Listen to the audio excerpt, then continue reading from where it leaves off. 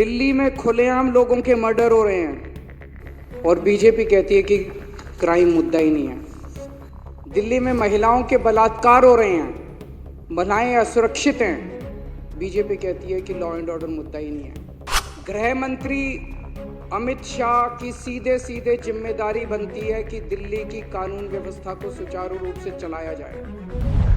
दिल्ली में कानून व्यवस्था बदतर, केंद्रीय गृह मंत्री पर क्यों नहीं पड़ रहा असर? राजधानी में दिन दहाड़े हो रही हत्याएं, मोदी सरकार दिल्ली वालों से कर रही जफाएं।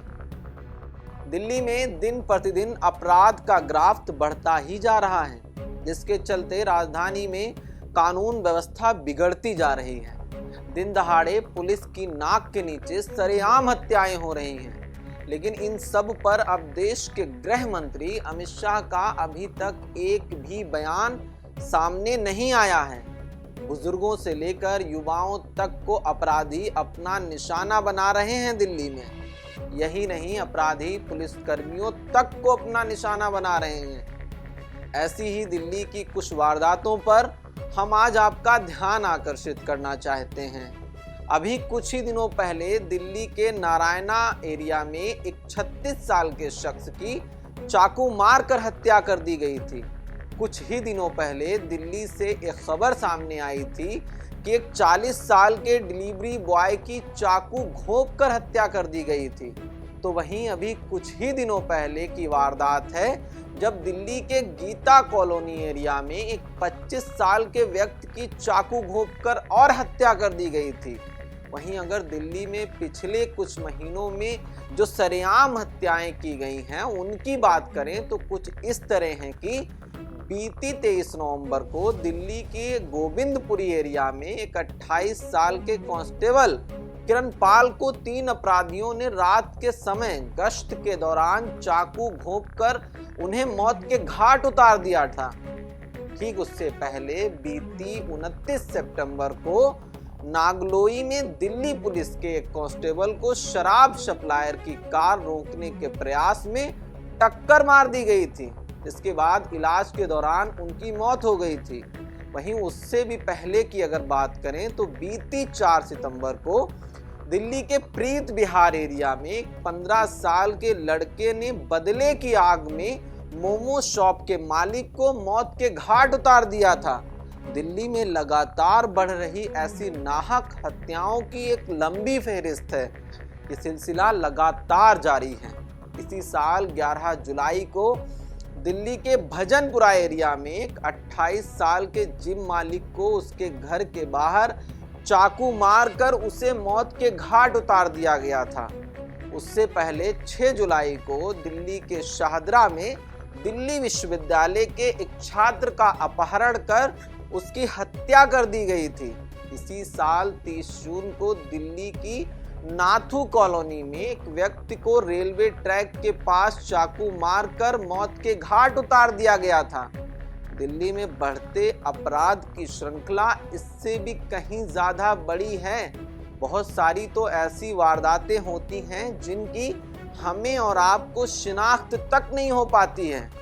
अपराध की कई ऐसी घटनाएं होती हैं जो अपराधियों के खौफ के साए में ही चीख चीख कर दम तोड़ देती हैं और उनकी आवाज हमारे आपके कानों तक नहीं पहुंचती। उनके बारे में किसी को कुछ भी नहीं पता चलता है, और चलता भी है तो कोई डर की वजह से कुछ करना नहीं चाहता। लेकिन मानो ऐसा लगता है कि इस डर पर दिल्ली के पूर्व सीएम और आम आदमी पार्टी के नेशनल कन्वीनर अरविंद केजरीवाल ने जीत हासिल कर ली है। सुनिए कि वो दिल्ली विधानसभा के भीतर दिल्ली के अपराधों का किस बेबाकी से खुलासा कर रहे हैं। लेकिन जब दिल्ली के अंदर सरेआम मर्डर हो रहे हैं, सरेआम शूट आउट हो रहे हैं, पूरी राजधानी गैंगस्टर्स के कब्जे में है, जगह जगह नशा बिक रहा है, महिलाओं के साथ बलात्कार हो रहे हैं, तब पूरी की पूरी बीजेपी ऊपर से नीचे तक चुप हो जाती है। और जब इनसे पूछा जाए तो इनके बड़े बड़े नेता कहते हैं क्राइम तो मुद्दा ही नहीं है, दिल्ली में लॉ एंड ऑर्डर तो मुद्दा ही नहीं है।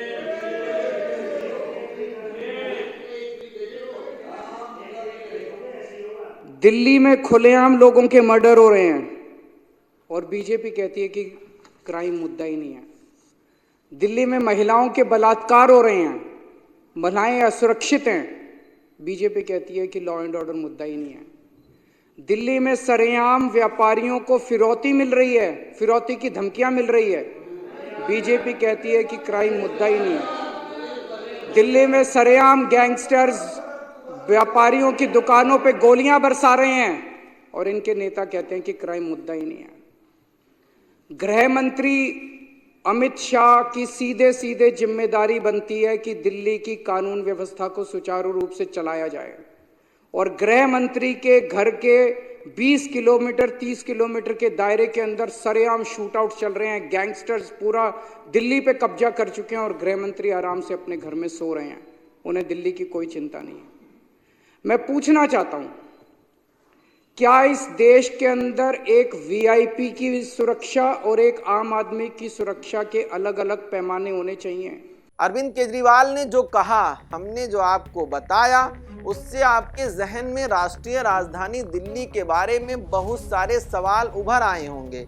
सवाल ऐसे कि अगर दिल्ली में ऐसे ही अपराध बढ़ते रहे और केंद्र के सत्ताधीश ऐसे ही खामोश बैठे रहे तो दिल्ली आने से क्या सैलानी नहीं घबराने लगेंगे?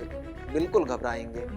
यकीनन दिल्ली के अपराधों पर केंद्र की खामोशी बहुत कुछ बयां कर रही है और बहुत सारे सवाल भी खड़े कर रही है। जनता इन सवालों के जवाब केंद्र से जानना चाहती है कि जब राष्ट्रीय राजधानी की सुरक्षा का जिम्मा केंद्र के पास में है, केंद्रीय गृह मंत्रालय के पास में है, तो केंद्रीय गृह मंत्री अभी तक क्या कर रहे हैं? क्यों वो दिल्ली के बढ़ते अपराधों पर एक भी शब्द नहीं बोलना चाहते?